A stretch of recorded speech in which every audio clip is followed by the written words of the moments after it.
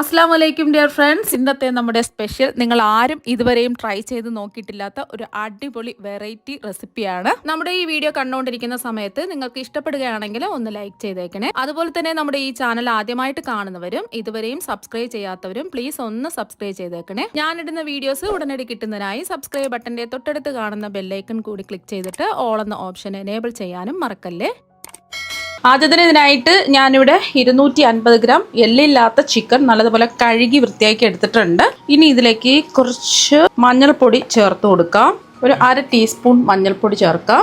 ഇനി ഇതിലേക്ക് 1/2 ടീസ്പൂൺ കുരുമുളക് പൊടി ചേർക്കാം. ഞാനിപ്പോൾ വൈറ്റ് പെപ്പർ പൗഡറാണ് എടുത്തിട്ടുള്ളത്. നിങ്ങൾക്ക് സാധാരണ ബ്ലാക്ക് പെപ്പർ പൗഡർ വേണമെന്നുണ്ടെങ്കിലും എടുക്കാം, ഏത് വേണമെങ്കിലും എടുക്കാം. പിന്നെ ആവശ്യത്തിനുള്ള ഉപ്പ് ഇത്രയും മാത്രമേ ഞാൻ ചേർക്കുന്നുള്ളൂ, മുളക് പൊടിയൊന്നും ചേർക്കുന്നില്ല. ഒരു 1/2 ടീസ്പൂൺ ഉപ്പ് ചേർക്കാം. എന്നിട്ട് നന്നായിട്ടൊന്ന് മിക്സ് ചെയ്തെടുക്കാം. എല്ലാം ഒന്ന് മിക്സ് ചെയ്തെടുത്തിട്ടുണ്ട്. ഇത് ഒരു 10 മിനിറ്റ് റെസ്റ്റ് ചെയ്യാൻ വെക്കുമ്പോൾ ഈ ഉപ്പും മഞ്ഞൾപ്പൊടിയും കുരുമുളക് പൊടിയൊക്കെ ഈ ചിക്കനിൽ പിടിച്ച് കിട്ടണം. ഇതിവിടെ ഇരിക്കട്ടെ. അപ്പോൾ നമ്മൾ ചിക്കൻ റെസ്റ്റ് ചെയ്യാൻ വെച്ചിട്ട് ഒരു 10 മിനിറ്റ് ആയിട്ടുണ്ട്. ആദ്യം തന്നെ ഒരു ഇഡലി ചെമ്പിൽ ഞാനിപ്പോൾ 5 കപ്പ് വെള്ളം തിളപ്പിക്കാൻ വെച്ചിട്ടുണ്ട്. അളവ് കപ്പിനാണ് എടുത്തിട്ടുള്ളത്. ഗ്ലാസ്സിലാണെന്നുണ്ടെങ്കിൽ ഗ്ലാസിൻ്റെ അളവിൽ അളന്നിട്ടെടുക്കാം. ആ അളവിൽ തന്നെ പാസ്തയും അളന്നിട്ടെടുക്കാം. ഞാനിപ്പോൾ അളവ് കപ്പ് ആയതുകൊണ്ട് അളവ് കപ്പിൽ തന്നെ പാസ്ത അളന്നെടുക്കുന്നത്. ഇനി ഇതിലേക്ക് ആവശ്യത്തിനുള്ള ഉപ്പ് ചേർത്ത് കൊടുക്കാം. ഞാനിപ്പോൾ ഒരു 3/4 ടീസ്പൂൺ ഉപ്പാണ് ചേർക്കുന്നത്. പിന്നെ ഇതിലേക്ക് കുറച്ച് എണ്ണ, 1 ടീസ്പൂൺ എണ്ണ കൂടി ഒഴിച്ചു കൊടുക്കാം. ഞാനിപ്പോൾ ഇതിനായിട്ട് ഒലിവ് ഓയിലാണ് ചേർത്ത് കൊടുക്കുന്നത്. വെളിച്ചെണ്ണ ഒഴിച്ച് ഏതെണ്ണ വേണമെങ്കിലും എടുക്കാം. 1 ടീസ്പൂൺ ചേർത്താൽ മതി. ഒന്ന് മിക്സ് ചെയ്ത് കൊടുക്കുക. വെള്ളം നന്നായിട്ടൊന്ന് തിളക്കട്ടെ. അപ്പോൾ വെള്ളം തിളച്ചിട്ടുണ്ട്. ഇതിലേക്ക് നമ്മൾ 1.5 കപ്പ് പാസ്തയാണ് ഇട്ട് കൊടുക്കുന്നത്. വെള്ളം എടുത്ത അതേ കപ്പിൻ്റെ അളവിൽ തന്നെ പാസ്തയും ഇട്ട് കൊടുക്കുക. ഇതൊന്ന് ഇളക്കി കൊടുക്കാം. എന്നിട്ട് നമ്മൾ ചിക്കൻ ഇഡലി തട്ടിലാക്കിയിട്ട് എടുത്തിട്ടുണ്ട്. അതും വെച്ച് കൊടുക്കാം.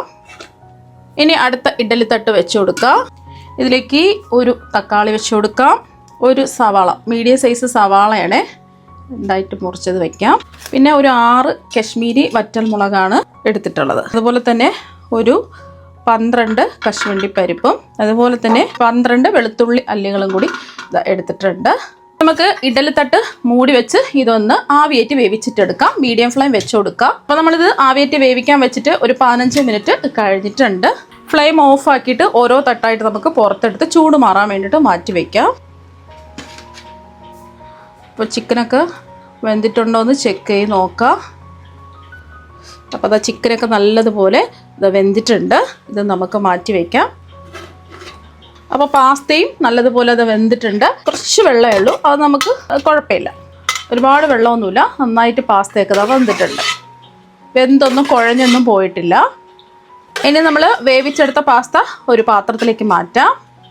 നമ്മൾ വേവിച്ചെടുത്ത തക്കാളി, സവാള, വറ്റൽമുളക്, ഞാനിപ്പോൾ കശ്മീരി വറ്റൽമുളകാണ് എടുത്തിട്ടുള്ളത്. സാധാരണ എരിവുള്ള വറ്റൽമുളകാണെന്നുണ്ടെങ്കിൽ 3-4 ഒക്കെ എടുത്താൽ മതിയാവും. കാശ്മീരി വറ്റൽമുളക് ആയതുകൊണ്ട് കുറച്ച് എരിവല്ലേ ഉണ്ടാവുള്ളൂ. നല്ല എരിവൊക്കെ വേണമെന്നുണ്ടെങ്കിൽ അവരുടെ ആവശ്യത്തിനനുസരിച്ചിട്ടുള്ള വറ്റൽമുളക് ചേർക്കുക. അപ്പോൾ എല്ലാത്തിൻ്റെ ചൂട്, വറ്റൽമുളകിൻ്റെ, കശുവണ്ടി പരിപ്പിൻ്റെ, വെളുത്തുള്ളി എല്ലാത്തിൻ്റെ ചൂട് മാറിയിട്ടുണ്ട്. ഇനി തക്കാളിയുടെ തൊലി ഒന്ന് മാറ്റാം. തൊലിയെല്ലാം മാറ്റിയതിന് ശേഷം മിക്സിയുടെ ജാറിലേക്ക് മാറ്റാം. ഇത് വെള്ളമൊന്നും ഒഴിക്കാതെ പേസ്റ്റ് പരുവത്തിന് അരച്ചെടുക്കാം. അതാ നന്നായിട്ട് അരച്ചെടുത്തിട്ടുണ്ട്. ഒട്ടും വെള്ളം ചേർക്കാതാണ് അരച്ചെടുത്തിട്ടുള്ളത്. അഥവാ വെള്ളം നിങ്ങൾക്ക് അരച്ചെടുക്കാൻ പറ്റുന്നില്ല, വെള്ളം ചേർക്കണമെന്നുണ്ടെങ്കിൽ നമ്മൾ പാസ്ത വേവിച്ചിട്ട് കുറച്ച് വെള്ളം ബാക്കിയുണ്ടല്ലോ, അത് ഊറ്റി ഇതിലേക്ക് ഒഴിച്ചിട്ട് അരച്ചിട്ടെടുക്കാം. അപ്പോൾ ചിക്കൻ വേവിച്ചതും ചൂട് മാറിയിട്ടുണ്ട്. ഇനി ഇത് ഒരു പ്ലേറ്റിലേക്ക് മാറ്റാം. ഈ ബാക്കി വന്ന വെള്ളം കളയരുത്. ചിക്കൻ സ്റ്റോക്ക് നമുക്ക് ആവശ്യമുണ്ട്.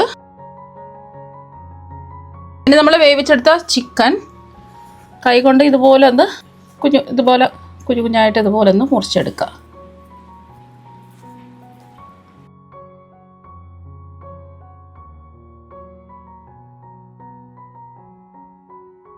ഇതുപോലെ ഒന്ന് പിച്ചി എടുക്കുക. വെന്തിട്ടുണ്ട്. അതിപ്പോൾ പെട്ടെന്ന് തന്നെ നമുക്ക് ഇതുപോലെ ഒന്ന് കൈകൊണ്ട് തന്നെ ഇതുപോലെ ഒന്ന് മുറിച്ചെടുക്കുക. അപ്പോൾ ചിക്കനൊക്കെ റെഡിയാക്കി എടുത്തിട്ടുണ്ട്. ഇപ്പം ഞാൻ ഒരു കടായി ചൂടാക്കാൻ വെച്ചിട്ടുണ്ട്. ഇതിലേക്ക് 1 ടേബിൾ സ്പൂൺ ബട്ടർ ഇട്ട് ഒന്ന് നമുക്ക് മെൽറ്റ് ചെയ്തെടുക്കാം. ഫ്ലെയിം കുറച്ച് വയ്ക്കുക. ബട്ടറിൽ ചെയ്യുമ്പോഴാണ് കുറച്ചും കൂടെ ടേസ്റ്റ് കൂടുതൽ, ഹെൽത്തിന് നല്ലത്. ഇനി ഇതിലേക്ക് നമ്മൾ അരച്ച് വെച്ച പേസ്റ്റ് ഇല്ലേ, അത് ഇതിലേക്ക് ചേർത്ത് കൊടുക്കാം. ഇനി ജാറ് കഴുകിയിട്ട് നമ്മൾ പാസ്ത വേവിച്ചിട്ട് കുറച്ച് വെള്ളം ഉണ്ടല്ലോ, അപ്പോൾ പാസ്ത വേവിച്ച വെള്ളം ഊറ്റി ഞാൻ എടുത്തിട്ടുണ്ട്. അത് ഈ ജാറിലേക്ക് ഒഴിച്ച് കഴുകി ഇതിലേക്ക് ഒഴിച്ചു കൊടുക്കാം.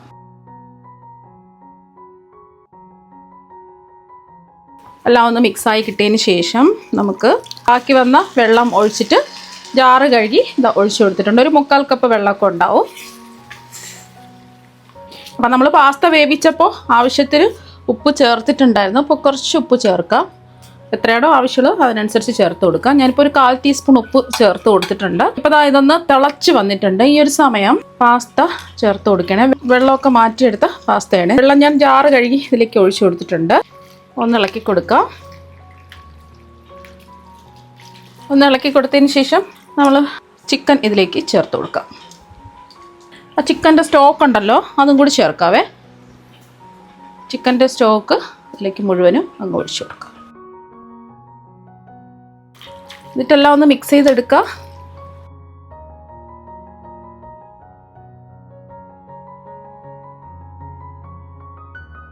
അപ്പോൾ അതെല്ലാം ഒന്ന് യോജിപ്പിച്ചെടുത്തിട്ടുണ്ട്. നല്ല ക്രീമി പരുവത്തിനാണ് ഇരിക്കുന്നത്. ഇനി ഇതിലേക്ക് ലാസ്റ്റിൽ ഉപ്പൊക്കെ ഉണ്ടോയെന്ന് ചെക്ക് ചെയ്ത് നോക്കുക. ആവശ്യമെങ്കിൽ ഉപ്പ് ചേർത്ത് കൊടുക്കുക. ഇനി ഇതിലേക്ക് കുറച്ച് ഓർഗാനോ ചേർത്ത് കൊടുക്കാം. ഒരു 1/2 ടീസ്പൂൺ ചേർക്കാം. ഇനി ഇതിലേക്ക് ഒരു 1/2 ടീസ്പൂൺ ചില്ലി ഫ്ലേക്സും കൂടി ചേർത്ത് കൊടുക്കാം. അപ്പം എരിവ് വേണ്ടാന്നുണ്ടെങ്കിൽ ചില്ലി ഫ്ലേക്സ് ചേർക്കണ്ട.